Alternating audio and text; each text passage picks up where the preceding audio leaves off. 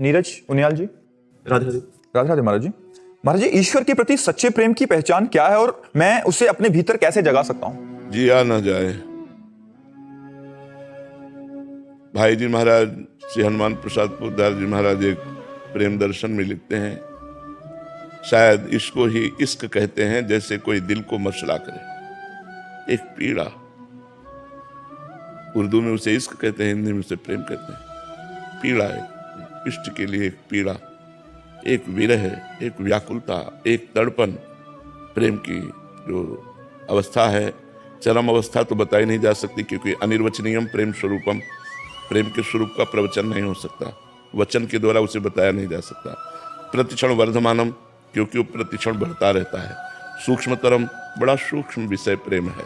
अनुभव स्वरूपम, वो केवल अनुभव में आता है। कामना रहितम, उसमें कोई कामना नहीं होती।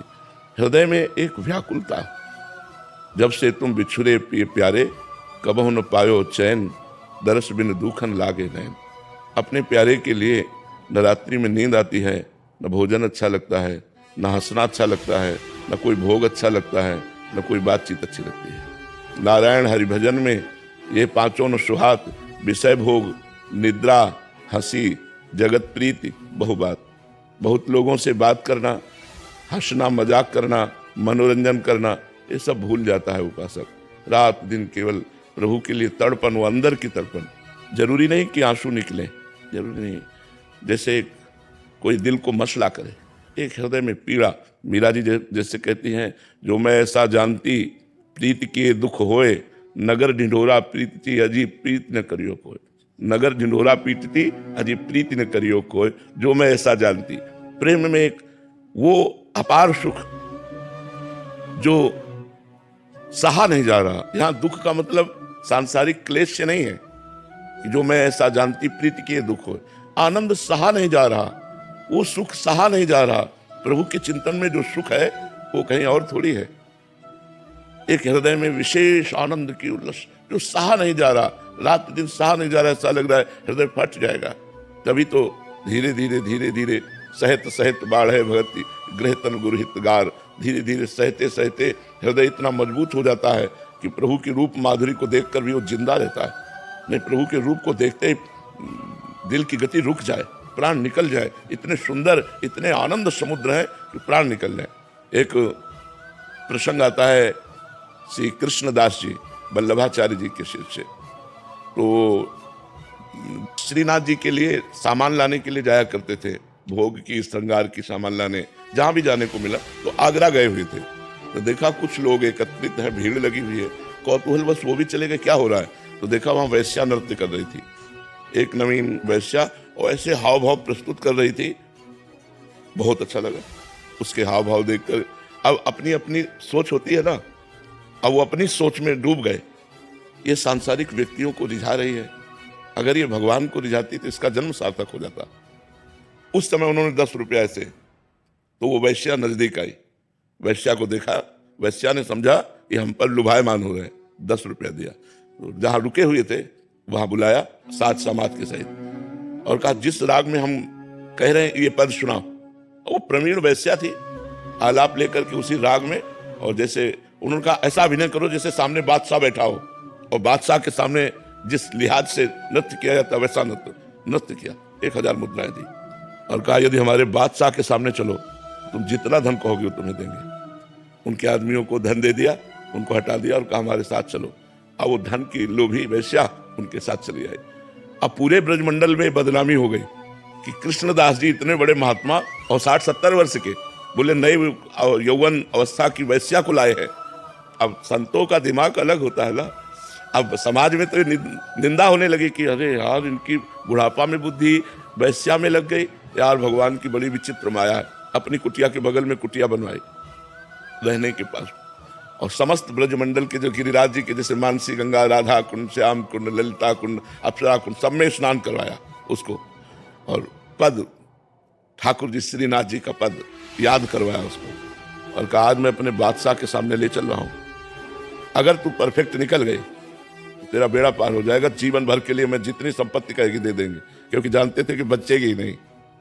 सामने ले गए तो श्रीनाथ जी महाराज जी यहीं विराजमान थे गिरिराज जी में, वो तो बाद में गए हैं, नाथ द्वारा में बाद में गए हैं, पहले तो यहीं के तो प्रकट हुए हैं गिरिराज जी से। श्रीनाथ जी के सामने जो मंदिर गिरिराज जी में है, लेकर और कहा नृत्य शुरू कर, और साजबाज अपने समाजियों का, और ये भी नृत्य करके ऐसे किया और ऐसे दृष्टि गई, देखा कोटि कोटि काम को मूर्छित करने वाले ललित त्रिभंगी। श्रीनाथ जी से कहा कृष्णदास जी ने कि हर बार सामान लाता हूं आपके लिए, इस बार एक नई सामान लाया हूं, इसे आप स्वीकार करें, नई सेवा सौंध है। तो कृष्णदास जी की प्रार्थना से भगवान अपने जे ही स्वरूप को प्रकाश देखते हुए बस ऐसे लुढ़क गए, प्राण छूट गए उसके, वहीं प्राण छूट गए। अरे ऐसा रूप सौंदर्य भगवान का। तभी तो देखो, जैसे एक शीशा है, उसे कंकड़ मारो तो टूट जाएगा, लेकिन उसे गरम ठंडा करते हुए विज्ञान की पद्धति से ऐसा बनाया जाता है बुलेट प्रूफ कि गोली मारो तो भी असर नहीं करता। ऐसे ही हमारे हृदय को भक्ति के द्वारा भगवान इतना मजबूत बना देते हैं कि भगवान की रूप माधुरी क्या, भगवान के श्रीअंग की सेवा करते हुए भी वो स्वस्थ चित्त रहता है। नहीं, आनंद के समुद्र है भगवान। हम लोग क्षुद्र आनंद बिंदुओं को, जैसे प्यासा आदमी ओस कण चाटे, ऐसे हम भोगों से अपनी आस मिटाना चाहते हैं, प्यास मिटाना चाहते हैं, और है भगवान के अंश, इसलिए हमारी प्यास कहीं मिटती नहीं। हमें चाहिए आनंद समुद्र, जहां दुख का लेश नहीं, वो है श्री भगवान। जब उनके लिए व्याकुलता पैदा हो जाए, यही प्रेम का कि न खान पान ते भावे है, नहीं कोमल वसन सुहावे है, सब विषय लगे ते खारा है, हरि आशिक का मग्नारा है। जो भगवान का आशिक है उसका कुछ अलग ही स्वरूप रहता है, कहीं कोई रुचि नहीं, कहीं कुछ अच्छा नहीं लगता जगत में, बस वो यही खोज करता रहता है कैसे भगवान मिल जाए, कैसे भगवान का साक्षात्कार हो जाए। किसका प्रश्न था, समझ पाए आप? श्री हरिवंश महाराज जी, क्या कुंडलिनी जागरण के बाद हृदय से भावनाएं चली जाती हैं? क्या नींद कम हो जाती है? और इस अवस्था को कैसे संभालें? कुंडलिनी जागरण से तो भावना बढ़ती बच्चा। भागवतिक शक्ति, कुंडलिनी क्या है? एक भागवतिक शक्ति है।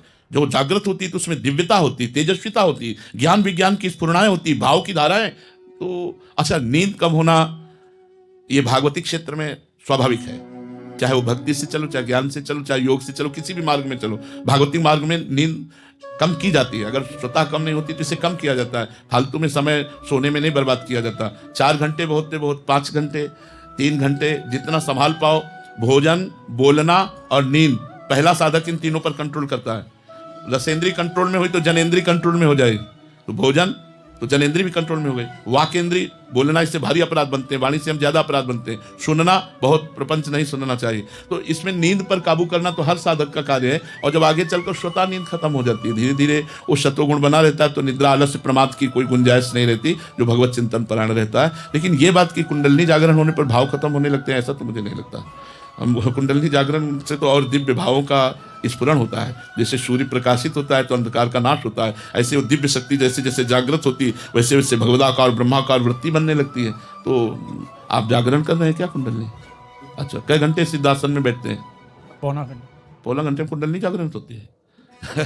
अरे भाई, 3 घंटे बिना हिले डुले जब तक पद्मासन और सिंहासन में, सिद्धासन में नहीं बैठोगे, तब तक उसमें धक्का ही नहीं लगेगा। और प्राणायाम कितना करते हैं? प्राणायाम आधा घंटा। तो ऐसा रेचक कुंभक पूरक नहीं। फिर नहीं महाराज जी, आपने लिखा है कि कुंडलिनी की बात की अवस्था को अभी कैसे संभालें? तो मजा, अभी कुंडलिनी जागरण की तुम बात कर रहे हो, अभी उसमें धक्का नहीं लगा यार। एक बार जो उसमें धक्का लगा ना तो महाराज जी, आपने एक बार बताया था कि पूरा उछल के अरे भैया, 6 घंटा एक आसन पर, 6 घंटे एक आसन पर, हिलना नहीं, डुलना नहीं, और भगवदाकार वृत्ति, मंत्राकार वृत्ति, ऐसे कुंडलिनी 90 प्राणायाम, रेचक, पूरक, कुंभक। बाल्यावस्था से भगवान के मार्ग में है तो पहले से ब्रह्मचारी, महावाक्य, संन्यास, उस मार्ग से गुजरते हुए आए। तो आज हम वैष्णव मार्ग में, लेकिन पहले हम संन्यास मार्ग में थे। तो यही महाराज जी, हमें लगे कि हमारी कुंडलिनी जागृत हो गई है, तो फिर कैसे संभालें महाराज जी?